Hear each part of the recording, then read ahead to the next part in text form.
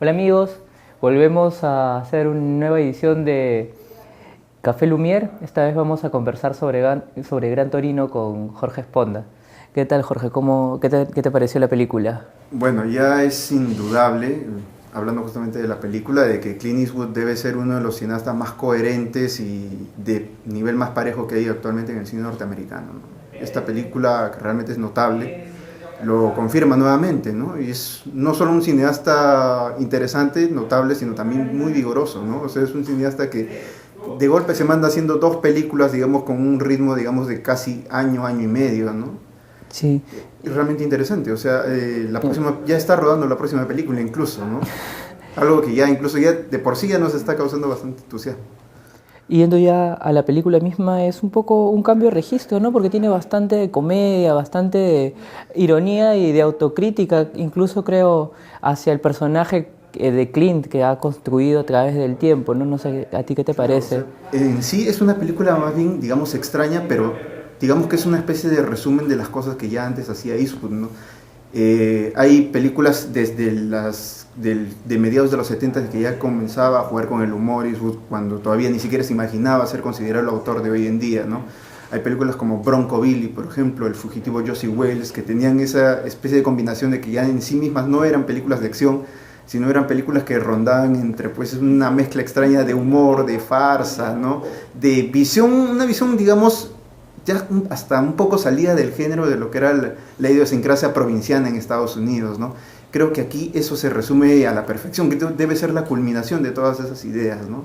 Claro, de cierta manera esta conversación que tiene con el peluquero resume muy Que bien es todos formidable. esos clichés y también estos prejuicios dentro de la sociedad americana, no solo de pertenencia a la sociedad, sino también de procedencia, ¿no? Porque tiene que ver mucho con las raíces, tú de dónde has inmigrado, ¿no? Y en eso es curioso porque de cierta manera aprovecha un recurso del pasado, la guerra de Corea, para hablar también de la inmigración oriental. Es una película que de cierta manera revisa el pasado, pero se actualiza en el presente como, o sea, el sustituto.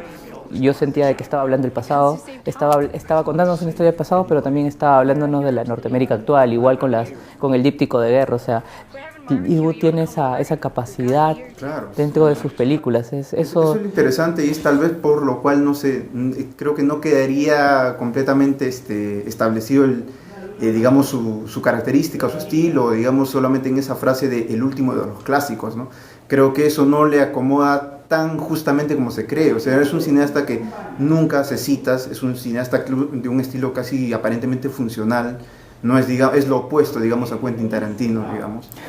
Pero en ese caso, tú puedes incluso apreciar la marca de una persona de que no solamente habla del pasado, sino se refiere al presente con una, digamos, una idea o una conclusión realmente negra, melancólica, ¿no? Ya uno de los rasgos más característicos es justamente esas escenas nocturnas en las últimas películas de Eastwood, ¿no? Películas que ya reflexionan sobre la retirada, ¿no? Sobre lo que está dejando esa persona o ese mito o héroe, estrella, digamos, décadas anteriores, con respecto a lo que está viendo que está sucediendo ya en su entorno actual y qué es lo que está dejando, digamos, de herencia eso, ¿no?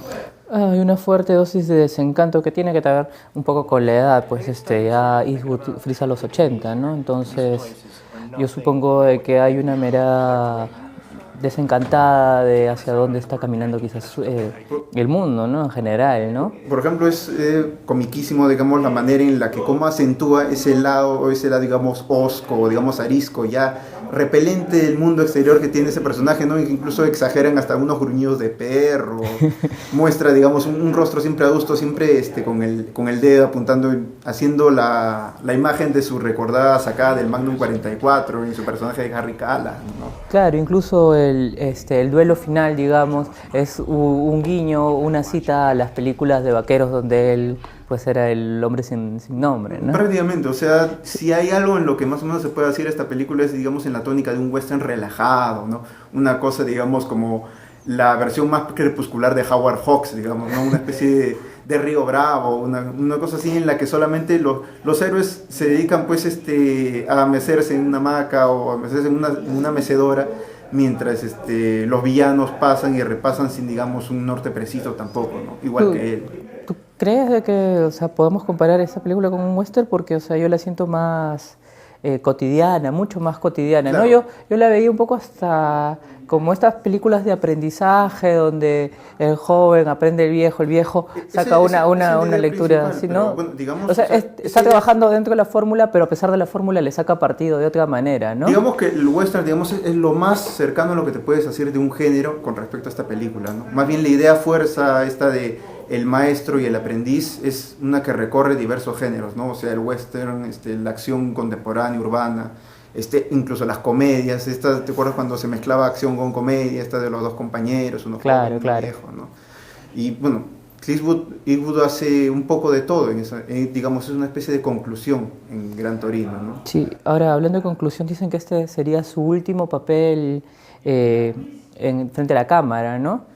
Y un amigo me estaba comentando, ¿no? Estuvimos conversando de esto antes, y me dijo, es la primera vez que veo morir a Clint Eastwood en escena. Y es quizás por eso que sea la conclusión realmente, ¿no? En ninguna otra película se lo ve fallecer. Disculpen a los que no hayan visto la película y estemos hablando del final, pero...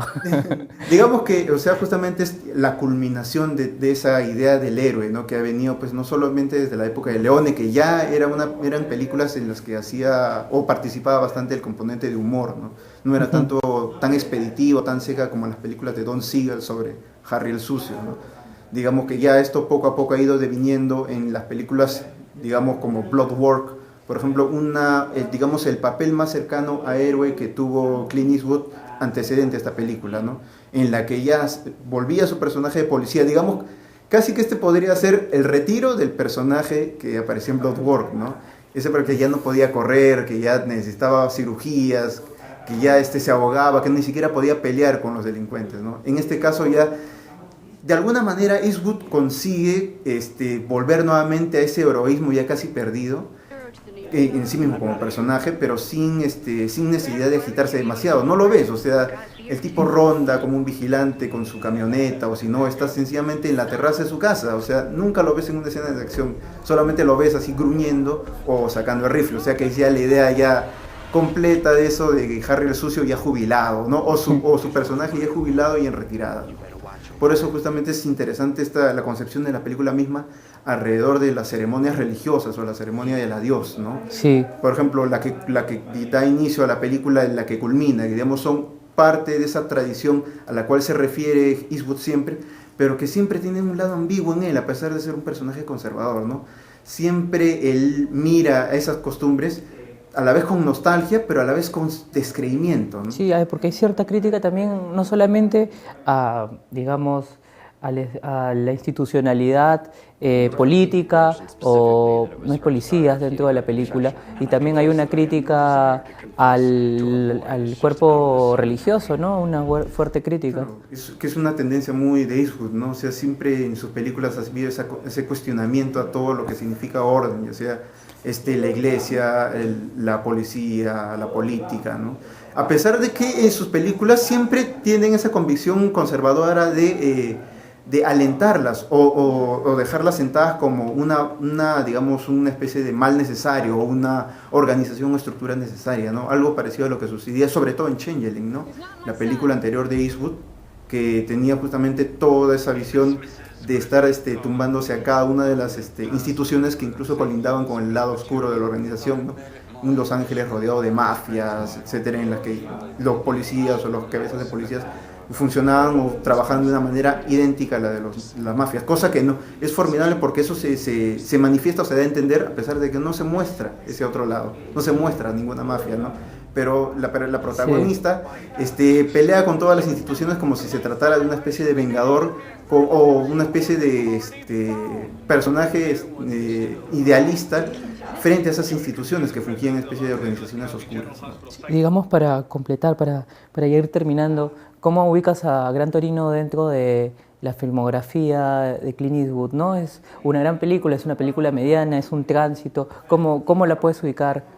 Me parece que es una película concluyente, es una gran película, digamos que no completamente lograda, creo que hay algunos que otros detalles con respecto al cine de acción que tal vez por ahí no me cuadran, pero es una gran película en sí, es uno de los trabajos más interesantes que ha hecho últimamente Eastwood. pero es una cinta ya, como se dice, testamentaria, ¿no? Ya Eastwood se asume como un cineasta, una persona que ya dentro de algunos años ya realmente no solamente morirá en pantalla, sino en la vida real, y que ya sencillamente da su adiós y deja esa herencia, ¿no? Por ejemplo, esta idea formidable de la herencia, del vehículo, o sea... La escena final, además. La escena final, justamente, remite bastante a esta otra gran película que hizo Eastwood a comienzos de los 80, que era Honky Tonk Man, donde hacía este papel exactamente en un viaje de carretera, en el mundo de los cantantes country, y en el cual ese papel pequeño lo hacía su hijo, ¿no? Que ahora es musicalizador de sus películas, ¿no? Era la misma idea, solamente que incluso esta película debe ser un poquito más optimista, porque ya en aquella película el personaje, el hijo, rechazaba la herencia, ¿no? Terminaba decidiéndose por sus propios pasos, ¿no? No ahondaremos en spoilers, pero diremos que aquí la cosa es ya mucho más recíproca, mucho más fraternal. O sea, acá el personaje que recibe la herencia lo asume, digamos, no como una especie de idea paternalista sobre él, ¿no? Sino que sencillamente lo asume como tal, que hay sombras detrás de él, influencias de las cuales no se va a poder liberar, ¿no? Y que va a seguir su camino adelante sin preocuparse por pelear por ser original o nada de eso. Esa es la idea que siempre ha circundado la idea el cine de Eastwood. Entonces esta película sería como un poco más humanista y un poco más optimista, ¿no? Sí. Digamos que es un poquito más optimista. La otra también es tan humanista como varias películas de Eastwood, ¿no? Pero digamos que aquí sí se permite, o sea, soltar una idea un poquito más optimista a pesar de todo lo que ve alrededor, a pesar de que él... A pesar de todo el tono de la película también. Claro, que encuentra solamente decadencia en la gente que va a dejar atrás, ¿no? Sí. Y eso justamente en el rostro justamente de inmigrantes, ¿no? Gente que va a renovar esa nación, ¿no? Sí. Que es una idea también otra vez ambigua dentro de ese conservadurismo que caracteriza a Eastwood. Bueno, entonces... Eso, ¿no? Entonces hay que ir a verla antes de que salga cartelera. Que por cierto ha sido un gran éxito, ¿no? O sea, ha sido otro ejemplo más de que Eastwood tercamente sigue siendo una verdadera estrella, ¿no? Incluso para las nuevas generaciones. Sí. Bueno, los dejamos con esa idea. Nos vemos. Hasta luego.